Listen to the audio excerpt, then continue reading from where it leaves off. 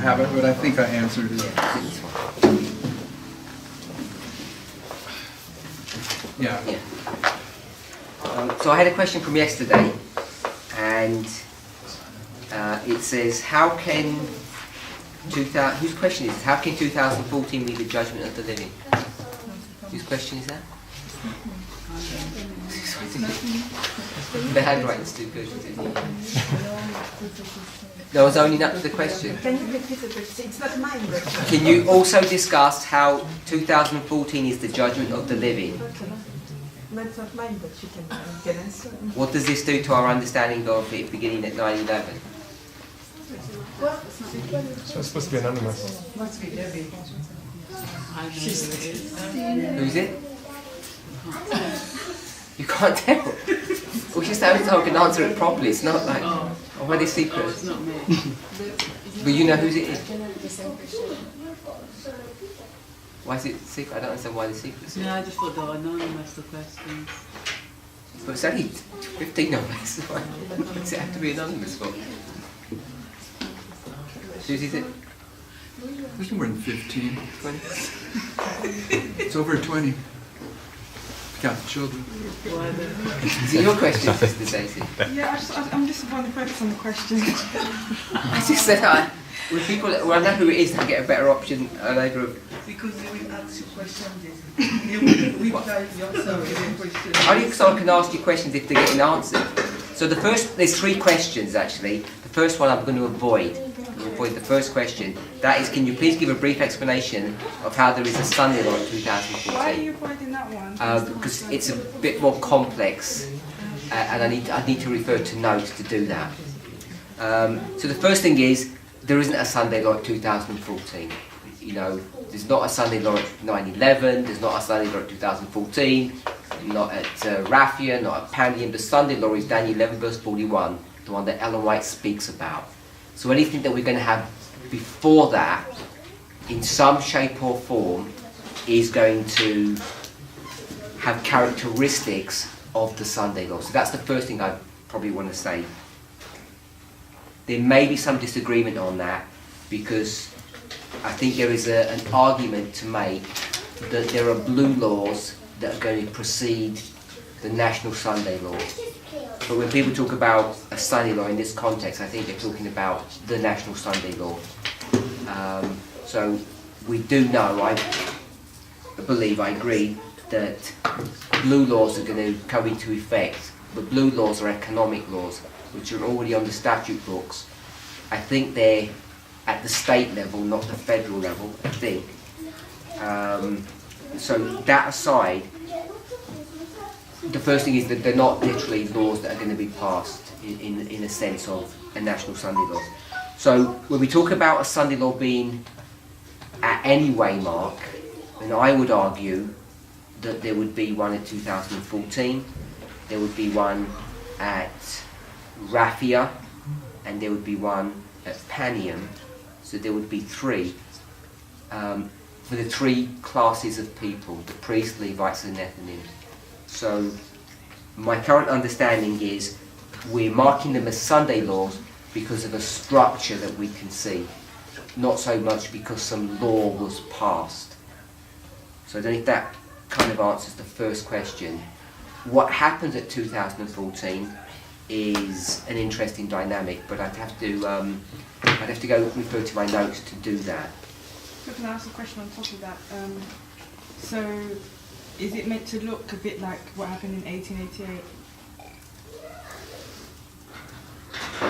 I'm not sure even if it's that blatant, because in 1888 we know that Senator Blair is pushing for a Sunday law. It's in, it's in the public record. I don't think we've got any evidence that at 9/11 or 2014 there was some, prominent politician who was pushing for what we would call a Sunday law. We know the Christian Coalition has been pushing that agenda for a long time, but I don't think, at least I'm not aware of, I could be wrong on that there wasn't a prominent senator or congressman that was pushing this agenda in any kind of meaningful way. When you go back to 1888, they're actually having committee meetings wherever they do that, on Capitol Hill. So we're doing that kind of stuff, and I don't think we've got, at least I've not seen any information that that's happened. It's not overtly public. So what I'm saying is that when we mark these Sunday laws, they have structural characteristics that we can identify. And to me, the primary one would be an identification of the latter rain. So when you start marking the latter rain in these various dispensations, because we already know the latter rain is tagged or connected to the Sunday law, verse 41, it's in that sense that we can begin to place what we would call Sunday laws. But each one has its own unique characteristic. So that's my position on that. Can you also discuss how 2014 is the judgment of the living? What does this do to our understanding of it beginning at 9/11? I guess this is a more problematic question. So I'll just try and give a brief answer to this one. I think it gets quite involved.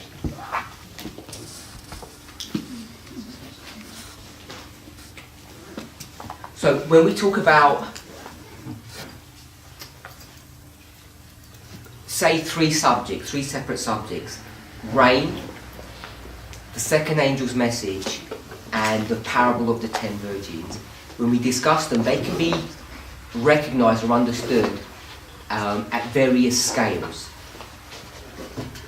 So I'll do one maybe which is an easier one, or relatively easy, but maybe one that we may not be aware of, but I think most of us here would be aware of. If you take Millerite history, 1798 to 1844, and here we have the tarrying time. This is Matthew 25, verse 6. Verses that precede it. They're going to tarry, there's going to be a cry, verse 6 at midnight. We know that history is tagged to the Millerite dispensation, those 46 years. But in early writings, I think it's page 55,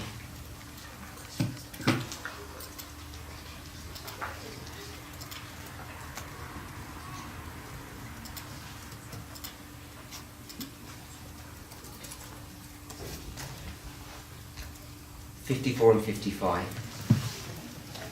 55.1. This is Experience and Views, and it's the end of the 2300 days. So this is October 22nd, 1844. She says, I saw the Father rise from the throne, and in a flaming chariot go into the Holy of Holies within the veil and sit down.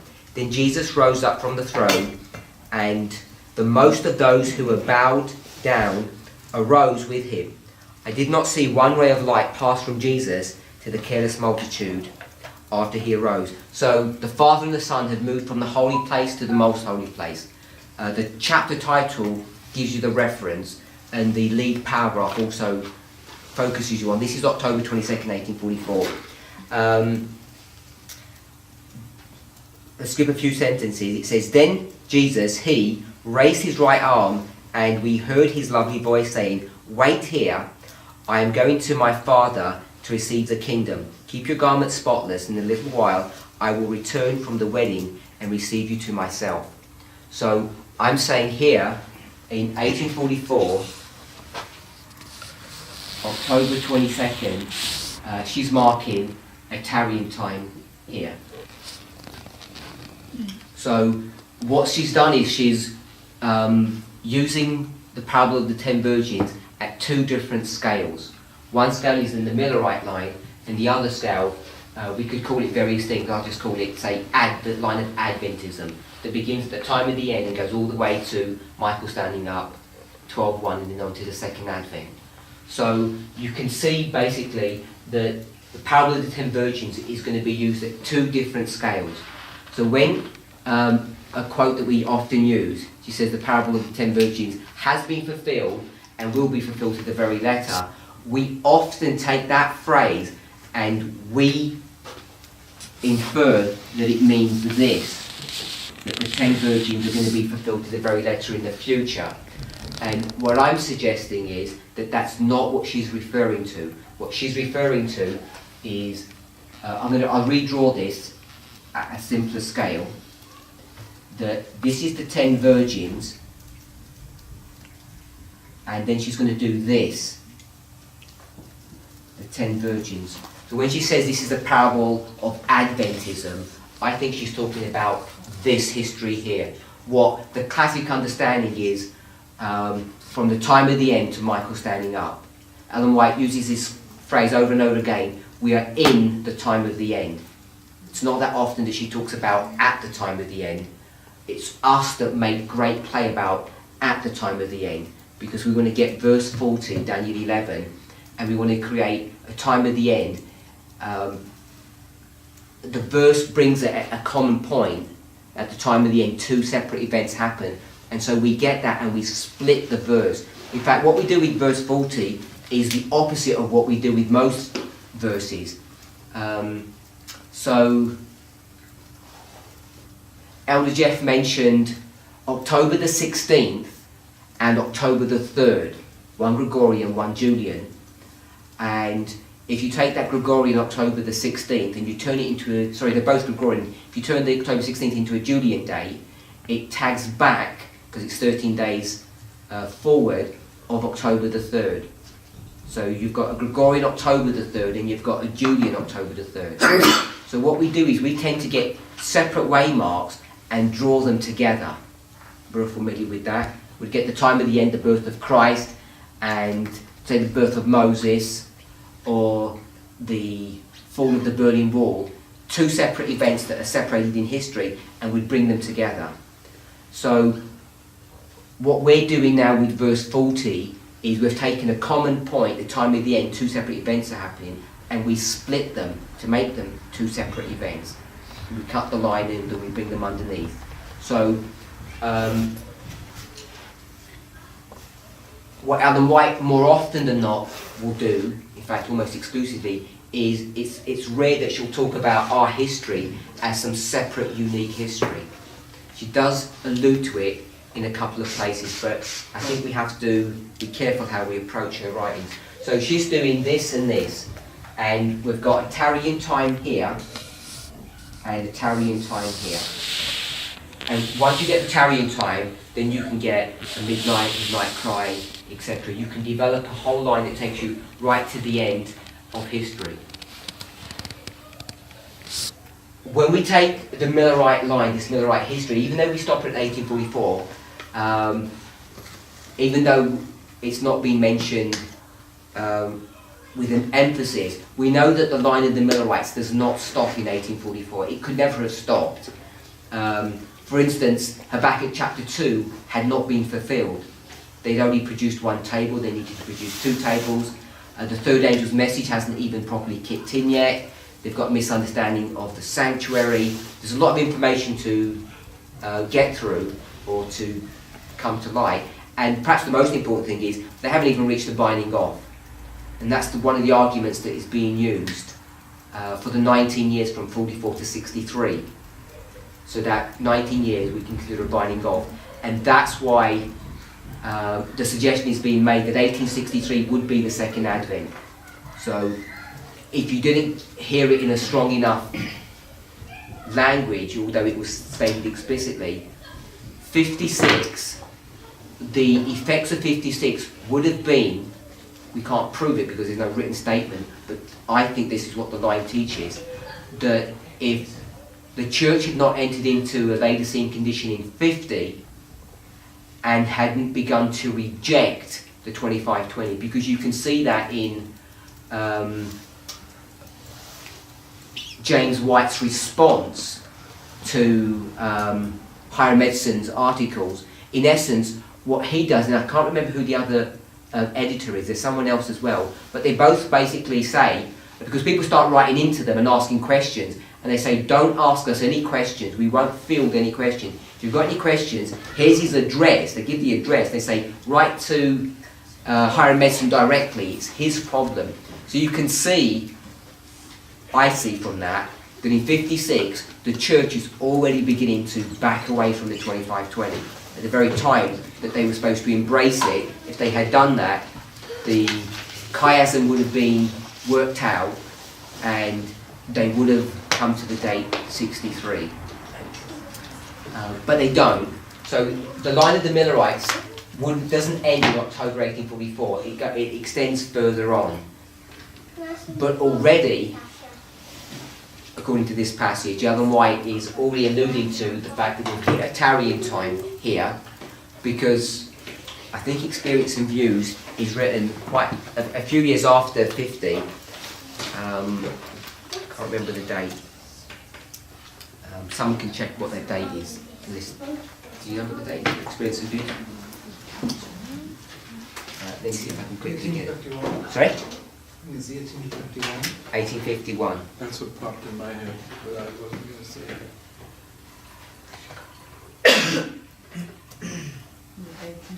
Yeah? So we got that? So it's 1851. By that stage, I'm saying that the church is already Laodicean. So whatever Ellen White understands or doesn't understand, she's applying this Tarian time here for them to wait.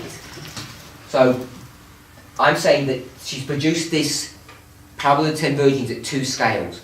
It's based upon these 2 scales. I'm going to call this the first testimony and the second testimony, that we can, using Daniel 11 verse 40, create our own history of the 10 virgins. So what we're doing is we're applying the principle of testimony to things established. We know that this parable is going to be applied at 2 levels, and therefore we can make an assertion that we're going to have this parable fulfilled in our own history. So the second example that I'm going to give is about rain.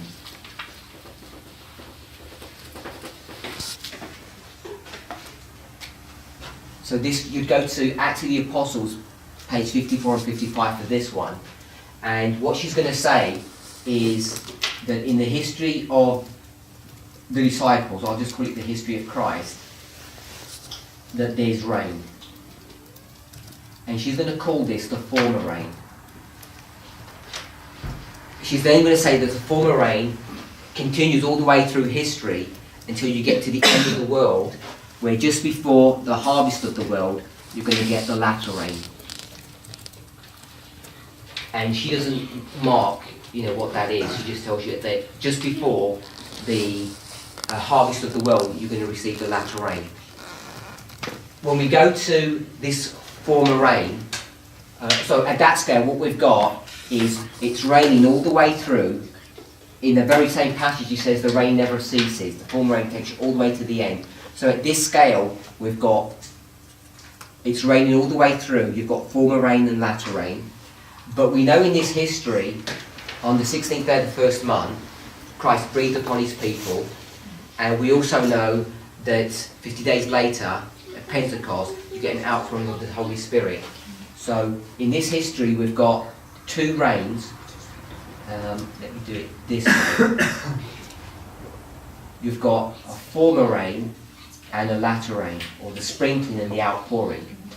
So again, now we've got 2 testimonies of a model of how rain works. This is using Joel 2:23.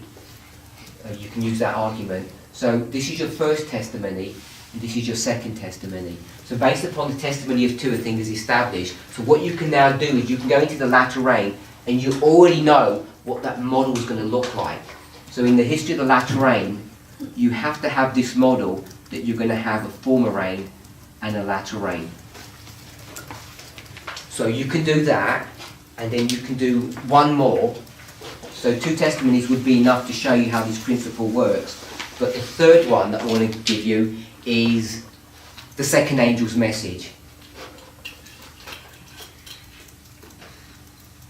So here in the Millerite history, you're going to have the second angel's message. And the second angel's message is going to arrive. So I'll put 2a. That's Revelation 14. the second angel's message, like the rain, and like the parable of the 10 virgins, has been fulfilled and will be fulfilled to the very letter. It runs all the way through that history because the tarrying time begins in 44 and carries on all the way through. The second angel, when it arrives, it never leaves. It's been here. This is Millerite history. It's been here all the time. So the second angel's message goes all the way through history until you get to the end of the world, or our generation, this one here, where the second angel is going to be empowered. This will be Revelation 18, so Revelation 14, Revelation 18. So here you can, when you've got the second angel's message, you've already developed 2 testimonies of the second angel's message. So you know that you're going to have the second angel's message in our history, and this modelling is 2A and 2E. But when you come to the Millerite history, even though Ellen White will tell you that second angel's message was not perfectly fulfilled, I'm going to say that it was perfectly fulfilled. So in this history of the 2A, what you actually have is an arrival and an empowerment of the second angel. So now you've got 2 testimonies of a sequence or a pattern of the second angel. So when you come to our line, in the empowerment of the second, you know that you're going to have an arrival and an empowerment. Now, when you consider all of this information, what information does Spirit of Prophecy give us? It gives us this one. In the summer of 44, the second angel's message was first given. We know that. We also know that the second angel's message was in Millerite history, so we know this. We know in the future, Revelation 18, it's about to be empowered, so we know this. What we don't know is this one. This one, you have to put some pieces of a jigsaw puzzle together to really determine when the second angel's message arrives. Ellen White alludes to it, she mentions it, but she doesn't give you the precise date. It's sometime after the disappointment. We're going to mark it April the 19th. So I put it in a circle, but I am saying that we have the information, even though it's not firm. We know about the second angel's empowerment, so we know this one, because that is the empowerment of the second angel. The one we don't know is this. We don't know information about this one. If you go to this line, you know about the former rain and the latter rain, you know about the former rain and the latter rain, and you know this one, because that is the latter rain. What you don't know is this. So when you go to all of these models, it's easy to see in these two that you don't have information about the arrival of the second angel, and you don't have information about the former rain when you get to this last point in history. So what we're required to do is to search. I use the phrase to search for hid treasure, and the treasure that we're supposed to be searching for is the arrival of the second angel and where the former rain is coming. That's what we're supposed to be seeking for, because every piece of information besides that is already given. If you count them up, you have 6 pieces of information, or 6 waymarks. You have 2, 2, and 2. So you've got 6, and 5 of them are given to us. So you have all the information based upon these structures to be able to search and locate this former rain or this second angel. And that's essentially what we've been tasked to do as a movement, is to search out the former rain and the second angel. We've been given these structures to do that, and the other thing we've been given is Daniel 11 verse 41. With Daniel 11 verse 41 and just these simple structures, you know what our task was. It was to find out the arrival of the second angel and the time of the end. So hopefully that makes sense. I think that's really simply straightforward. That's not anything new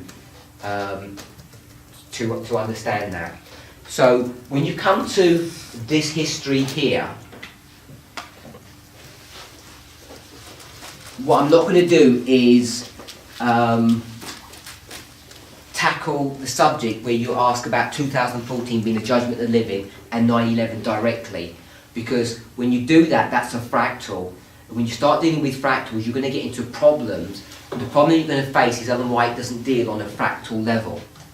She only deals on a larger level. So you have to get the larger line correct before you can go and deal with a fractal, if that makes sense. Which is part of the answer I gave at the beginning. that 2014 isn't a pucker Sunday law. It has all the characteristics of that when you come down at a fractal level. Does that make sense? Yep. Okay. So we're going to look at this history in a bit of detail. I'm not going to go through the logic of how you get the time at the end. I think we all know that, Daniel 11 verse 40. So you've got the time at the end here. And once you've got the time at the end, then what you're going to do is you're going to go to the information that Ellen White gives you, which is the Sunday law, the close of probation, and the second advent.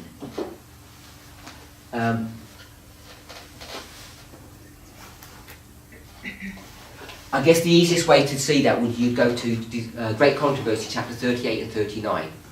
That's not the only place. The easiest way to do this, if you went to the first book and the last book, Early Writings and Great Controversy, both will give you that information. You go to the Loud Cry, it doesn't have a chapter number, and the next one I think is called The Time of Trouble. I think it's called that. No, after that one I think it's called The Close of the Third Angel, or the Third Angel Closes. Then I think it says The Time of Trouble. So it's 3 chapters in Early Writings, and it's 2, chapter 38 and 39 in Great Controversy. She's going to give you all the information that you need to know here. So Ellen White's going to tell us that no person understands when the judgment of the living is going to occur, how and when it's going to happen. So we have to start digging for that information. And what I'm going to suggest is that the judgment of the living, the way Ellen White speaks about it, whether or not you went to Revelation 7 or whether you went to her writings, you can begin to connect it with the latter rain. So I'm just going to state it as a given that the judgment of the living is tagged to the latter rain.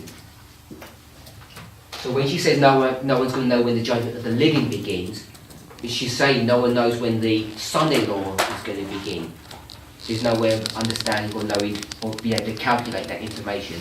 That's essentially what she's saying. So I'm making the argument that the judgment of the living is at the Sunday law, Daniel 11 verse 41. And you can connect that with the latter rain. This would be the harvest. If we put in here this 2a, and the bit that I rubbed out before, which would be the former rain, you begin to get a structure here that you're probably all familiar with now. The ploughing, the former rain, latter rain, and harvest. And what we were commissioned to do was to identify and find out where the second angel's message arrives and the beginning of the former rain is. And we understand that to be 9/11. So we know that where the empowerment of the second angel is, because Ellen White gives us that information. It's clear, I think, that this is here at the Sunday law. This is where she talks about Revelation 18, angel verses 1 to 3, comes down. I haven't put the loud cry. The loud cry would go there. Revelation 18, verses 4 and 5. Have I gone too fast? No, I just want to know what the H was. Harvest.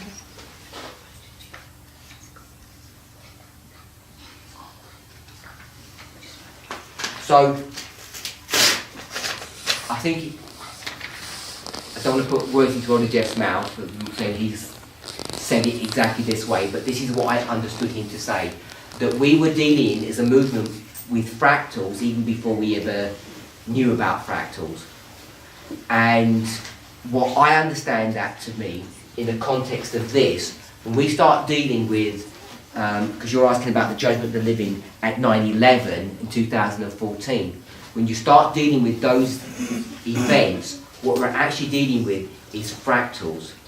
We're not dealing with the scale that Ellen White's dealing with, which is this scale, because this here would be 1798, and depending on the point that you're trying to make here, this would be the close of probation or the second advent, depending on how you want to develop what the end of that waymark is.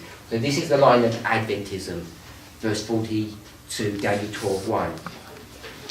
And what we can do is we can truncate all of this information through verse 40, because you go from 1798 to 1989. And as I said, what we've been tasked to do is work out 2A and the former rain. And 2A and the former rain ends up being here. I'm not arguing how we developed that logic, but when we started to deal with 9/11 and start dealing with the judgment of the living, what we're actually doing is working at a fractal level, not at the scale that Ellen White's dealing with, because when she deals with it, she's dealing with it at this scale, and her latter rain is here. She speaks about it so often, it's clear to see.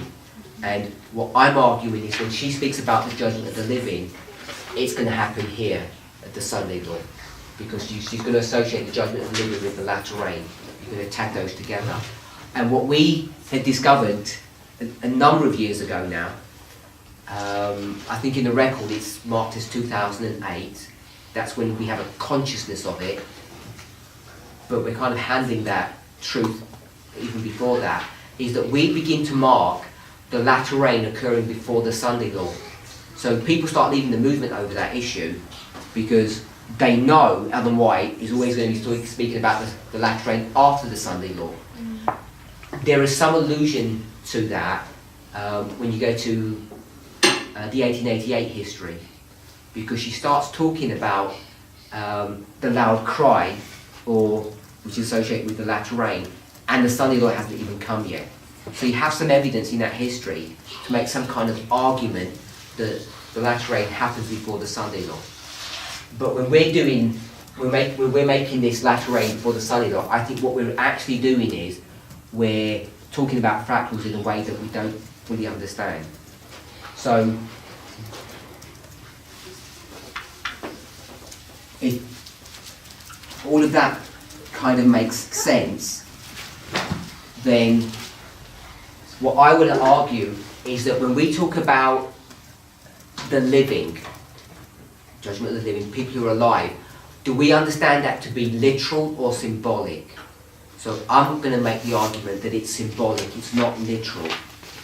And I'm going to base that upon an argument, even though we are making an application of this particular passage of Ezekiel 37. So when you take Ezekiel 37, the application that we make is actually not even in agreement. It doesn't even fit in with the historical context of what that passage is teaching.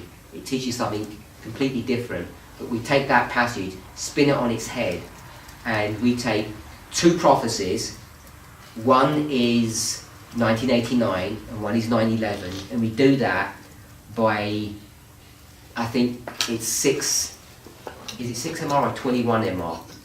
I think it's 21 MR, where Ellen White's going to talk about the four winds and the angry horse. We're going to get those symbols of Islam, put them onto Ezekiel 37, and the second prophecy where he speaks to the four winds and says, bring life into these dead people, we're going to mark as 9/11, just from the symbol of the four winds, who are symbolised by this angry horse. So we're going to take from Ezekiel 37 that the people come alive at 9/11, of the second prophecy, but they were dead bones back here. But in this history, they're actually put together, just like Genesis chapter 2, and they turn from bones to a fully formed human being, but they're still dead. And what I'm saying that means is that from 1989 to 9/11, the people who are literally alive, like this generation, are symbolically dead. And we only come alive at 9/11. So we've argued that for a long time. That's how we've used Ezekiel 37. So I'm stating that I'm in agreement with that we become alive at 9/11. We can explain that in a number of ways. We can either do it through what people have called the 7 steps of salvation, or we can call this justification, baptism, all happens at 9/11. So we're born here. So if you're born here, I'm saying you're born, you can take the natural, if you're going to use, because we should understand this as a parable, the natural have the same laws as the spiritual, or vice versa. And when you're born, you and done neither sin or good. You've just got a blank sheet of paper. So here you're born and there's no record to take of you. You haven't done anything right or wrong. So when we've marked the judgment of the living at 9/11, again, even though we may or may not have been aware of it, what I'm saying we were not doing was marking the investigative judgment. Even though we may have thought we were doing that, that's not what 9/11 ever was. It's not the investigative judgment. If you want to parallel the lines, I guess, Sunday law here would be October 22nd, and you could begin to parallel it that way, because on October 22nd begins the judgment of the dead, and the Sunday law begins the judgment of the living. So that's how I would argue that point. So from 9/11, this former reign is a period of growth, if you're going to take an agricultural model, and it's here at the Sunday law that the servants, Matthew 23 through Matthew 13 verse 24 to 30, the servants can now distinguish between the two classes of people, the wheat and the tares. And when you can begin to distinguish between them, now you can begin to make judgment, or what we would call begin to investigate them properly. Up to this history here, both plants are being tended and taken care of. Over here, those servants don't care anything about those tares, those weeds. They're just a nuisance.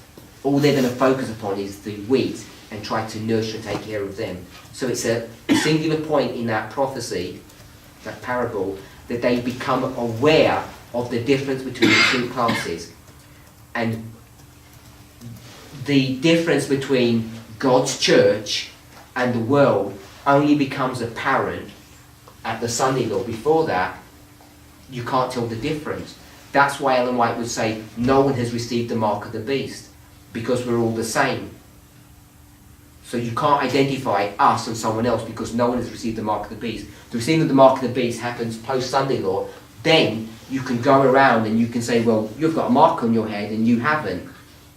So that's how you can distinguish between the two groups. The distinguishing characteristics only happens at the Sunday law. And so if you're going to bring in the parable of the wheat and tares, it's at that point that you can begin to even make any kind of judgment. If we see the same story from another perspective, you're born here, and I would argue that you would, all things being equal, you'll be dead here. This is where you would die, like Abel as an example, or any of those righteous men. When you die, when you're dead, what's your relationship with time when you die? It doesn't exist, does it? So when you die here, so this is Abel, and you've got 6,000 years. How long is 6,000 years? It's just like a twinkling of an eye. So as soon as he dies, what's the next thing that happens for Abel in 1844? His books are investigated straight away. So there is no time gap between them, because 6,000 years is irrelevant to a dead person. They don't live in time and space. So I'm saying this time period here ends up becoming a singular point. So as soon as you die, you get judged. If you don't misunderstand that point. I'm saying that inflection point, if I do it like this is where he died, and this is 1844, end up becoming a singular point, and that point is the Sunday law here. But we don't die, because this is people who are alive who are going to be judged. So I'm arguing that the judgment of the living is at the Sunday law, and this is where the seal will be placed upon the people. The seal will be impressed upon them during this history as they go through this experience. So if you were going to take the Sunday law as a singular event, not a period of time, Sunday law comes, you pass the test, you get sealed, and your case is decided. But we do know it's a period of time. More and more we're seeing everything that we thought was a singular event becomes a period of time. So I'm saying the seal happens over this period of time. By the time you get to close of probation, you are fully sealed. What 9/11 to Sunday law is a period of growth, of sanctification, of preparation for this period here, and this will produce the final or finishing touches in your development, what we would call the sealing. So, what we've marked as 9/11, when you ask the question, what does this do to our understanding of the judgment of the living beginning at 9/11? What I'm saying is that 9/11 marks, I'll put the judgment of the living, but it's record taking.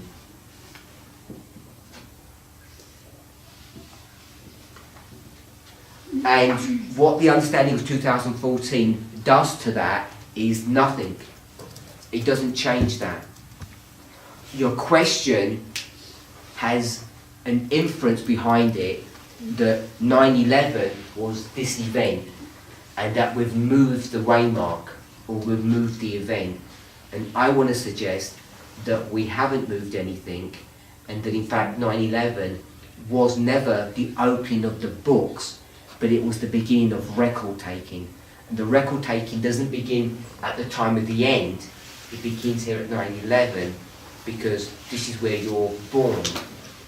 And if you're not born before that, there could be no record taking. So even though we say the reform line of the judgment of the living or the reform line of the 144,000 begins at the time of the end, it does. But there's this process here which we would call conversion if you're talking about salvation. Once you're converted, then you get baptized, then you're born into the kingdom of heaven. When you're born into the kingdom of heaven, that's when the testing begins. That's when the record taking begins, because there's no point in taking a record of someone who's a sinner, because they're not even under your jurisdiction. You see that with Jacob. When Jacob goes to Bethel and he becomes converted, which would be here at 9/11, what begins to happen to him? He begins to taste, or get a taste of his own medicine. I think we use that phrase in the English. So he's deceiving his brother, ends up getting turned around, and he keeps on getting deceived. He gets deceived by everybody: his father-in-law, his wife, his children. Everyone is deceiving him because now God is, you could argue, punishing him. I would say he's testing him. Why did God not test him before? It's because he wasn't born again before. I don't think it's a coincidence that he's 77 years old when that happens. So I think there's good evidence to show that you can't begin to open someone's book when they're born. You open their book when they're dead, which would be here when Abel would die. But the difference is we don't die, we're still alive. So our books are open whilst we're alive, but they're not open here. This is the record taking. It's a blank sheet of paper. Technically your book is open to write something in it. Once the record is made, then there's the investigation. That's about the level of my understanding of this. I don't understand exactly what's going on in this history whilst the record, whilst the record taking is essentially ended, but the investigation has begun. I think what you're actually going to get, and I'm going to base this on that Acts of the Apostles 54-55 passage.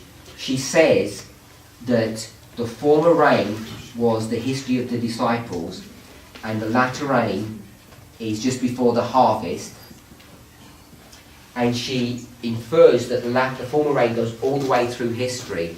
And what I understand that to mean is it actually goes all the way through to here. So in the history of the latter rain, the former rain is being poured as well as the latter rain. So if that's the case, I think there's an argument to be made. In this history, there is record taking still going on at the same time as someone is being investigated. It doesn't happen with the dead because they're not going to be doing any work once their books are open. But I don't know all the intricacies of how that operates, but I'm of the impression that the record taking is going on at the same time that the books are being investigated. It's because it's not a singular event that's occurring with. So all you need to do is, if this structure is correct, then you just take that at fractal level, and what you find is that this Sunday law ends up becoming 2014. This ends up becoming 2019, and this ends up becoming Pallium. And essentially everything stays the same. We've got other waymarks in here. We've got 2008, we've got 2012, we've got 2018, 2016. There's many waymarks in between that, but essentially what we've done is we've kept the beginning of this structure the same, 1989, 9/11. The record taking begins here. That's what we were marking at 9/11, so I don't think that's changed. All we're doing when we mark 2014 is a fractal of what Ellen White would have been teaching us about the Sunday law. And then depending on which class we're dealing with, the dynamic changes. Because for the Nethinims and the Levites, it's not 1989 and 9/11, they're different waymarks. They begin to shuffle over one. So what I've answered is, can you discuss how 2014 is the judgment of the living? So what I'm saying is, that's based upon a fractalization of a line that Ellen White has already taught us. And what I'm saying about that is that the judgment of the living is connected to the latter rain. I'm basing it upon that argument, which is the argument that we used at the very beginning to even make it 9/11, because we were arguing that 9/11 is the latter rain.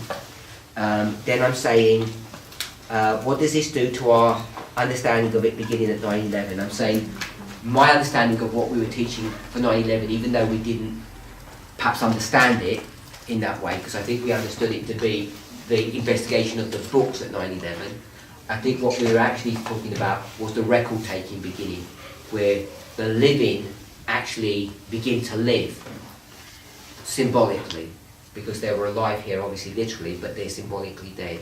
It's here at baptism that you enter in you change from the kingdom of Satan to the kingdom of heaven, even though you're born again.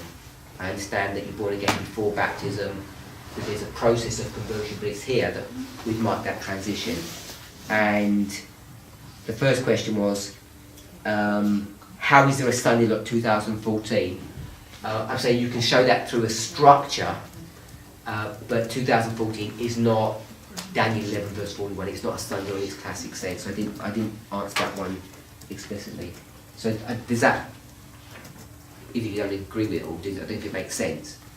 Can I ask a follow-up question? Yeah. It might be a silly question, but do you know how you tied in steps of salvation, and it kind of marks like the pathway of the movement, and you're marking like a birth at 9/11, birth of the movement, however you want to put it. Are we looking at this like corporately, or are we looking at this as individuals, or how are we supposed to understand this, what you've just put? My understanding is that we need to understand this structure at a corporate level, because this is how I understand it. When we go from prophecy to morality, it's a bit more fluid than we might think. Often we will say morality, this person's not nice because they lied, but prophetically this person's not nice because they teach, 2002, not 2001, because they've got 9/11 wrong, they're using a different year, therefore they must be bad people. So often we use prophecy and morality in that framework. I'm not saying that's wrong, but I'm saying there's an alternative way to look at morality and prophecy, and I would suggest that prophecy, when we talk about prophecy, what we're dealing with are hard waymarks. The prophecy was seen to be a delineation of events that would lead us down to the end of this earth's history. They're specific waymarks, like 9/11. Now, for probably 90% of us in this room, 9/11 meant nothing to us. We had no experience, we had no interaction with God at 9/11. Some of us, I think, may not have been, I think everybody here is alive. But when we were there, we might have just noticed something on the TV and we thought, oh, so, you know, that's profound or interesting, and wonder what that would mean. Or we just went on with our day. So I'm saying prophecy is not about someone who is morally good or morally not good. Prophecy is dealing with God's interactions with a generation. We will call it perhaps a movement, the final generation. Morality is exactly the same thing, how God deals with us, but he deals with us on an individual level. So we will go through all the same sequence of events, but when it applies to each of us, there's no fixed day. You could join this movement any day you want to. Last week, yesterday, tomorrow, in a few months' time, in a year's time. If you're a Levite, you can join any time you want to. So I'm understanding that to be moral, because you'd have no framework to deal with. When you start dealing with prophecy, you have fixed waymarks. So that's why most of us have joined the movement somewhere in this history here, which I would say is a moral line. But that moral line has to follow the same sequence. And that's why you hear people say 2014 or say 2009, that was my 9/11. You've probably heard people say that. I'm saying that's approaching this subject at a moral or individual level. You can argue that morality is about, well, if you swear or if you don't eat properly, you're not going to make it to the end, as opposed to what a person's prophetic understanding is. I'm not trying to argue that's not correct, but when you ask, is this at a movement level or an individual level, I'm saying it's a movement level because prophecy is dealing with movements or generations or ages. It's not dealing with individual people, because individuals can be born and die and accept the truth anywhere along this stage within certain parameters. So for an individual, would it be a case where 9/11 happens, they come across this message, 2007, they accept it, and then do they now enter into that record-taking period? They could be whatever age. Yes. So if you're a priest, everything comes to a culmination here. But if you miss that day, and you're sort of on the other side of it, you're not a priest. So say if you came in after 2014, is it a case where your record taking and your investigation happens at the same time? Yes. Is that what you're saying? Yes. That's why I'm saying this is a bit more fluid here about what happens. Even though the books are being opened, there are people who are having, I think everyone's having their record taken. We're in this history now, and we're having record taken of what we do at the same time we're being investigated. So it's based on the acceptance of the message that came at the time of the end. It's not based on really anything else. So the minute I accept the message, I enter into that experience. Yes. I'm suggesting that's at a moral level, because it's happening to you at any time you wanted it to, basically. But is it moral if is it moral if, would you class it as morality if you're entering that experience because you've accepted the message? Isn't that prophetic? You've accepted a prophetic message. You missed a day. You weren't here at 9/11, because I don't have another waymark here, which was 2015, which was your 9/11, if you like. There's no waymark for 2015, especially for you. So you have to fit into this structure. So you have to accept 9/11. You don't say, I came in 2015, so that's something, it's a special day. It's not a special day. When you came in 2015, you have to accept this structure. Even though you weren't there, you have to go back mentally and say, I agree with 2001, that it was what everyone says it was, even though you never experienced it. So I think it's about the experience, because you can never have experienced what 9/11 was. I don't know, I'm not saying you literally, because I don't know all your details, but if you weren't in the movement at 9/11, you didn't feel that ecstasy or the pain or whatever it was there, you never experienced those things, all you can do is accept it vicariously, because you've lost that opportunity. You're never going to be able to capture it. You can't say, well, I accept it intellectually. you can, but that's really not the same thing as experiencing it. This is what makes the difference between the priest and the Levite, I think. So I'm saying prophecy is this framework, and there are very few of us who actually experience this prophecy. We all have to accept it intellectually, but very few of us accepted it, experienced it.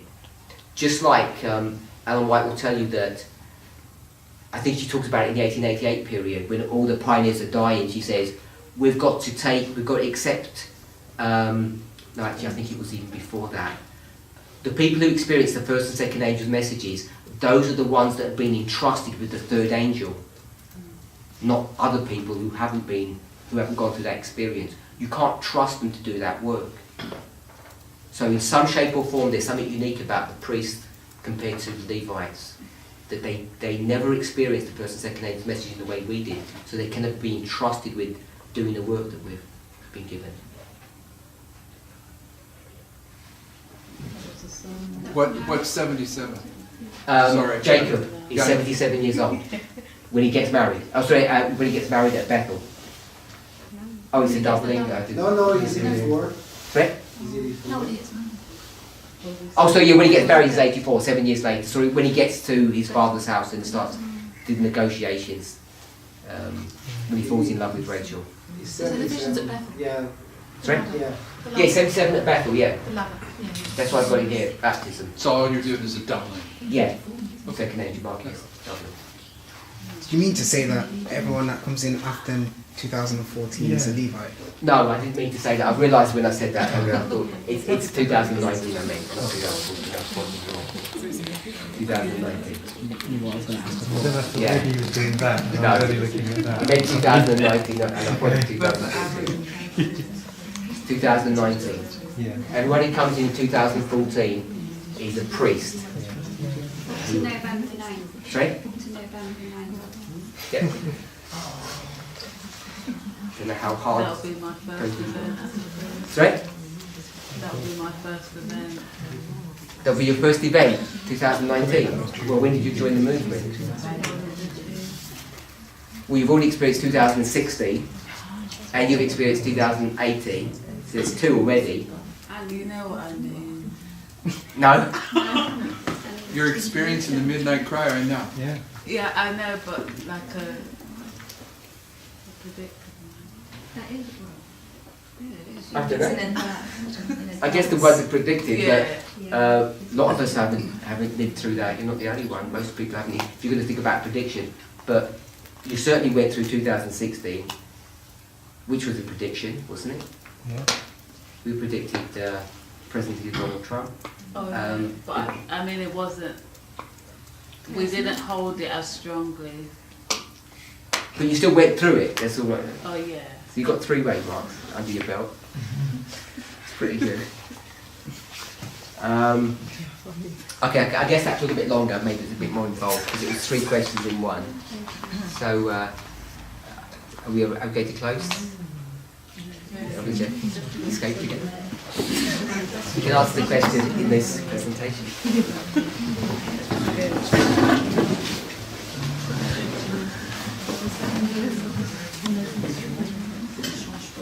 Heavenly Father, we thank you for the question and answer period, that we might have some of our questions resolved, that we can come into a unity of understanding, and we thank you that we have the privilege to accept these truths of this prophetic message, these reform lines, no matter when we come into this movement, and that you've called us into the high calling of being priests. We ask that you finish the work in each of us along those lines.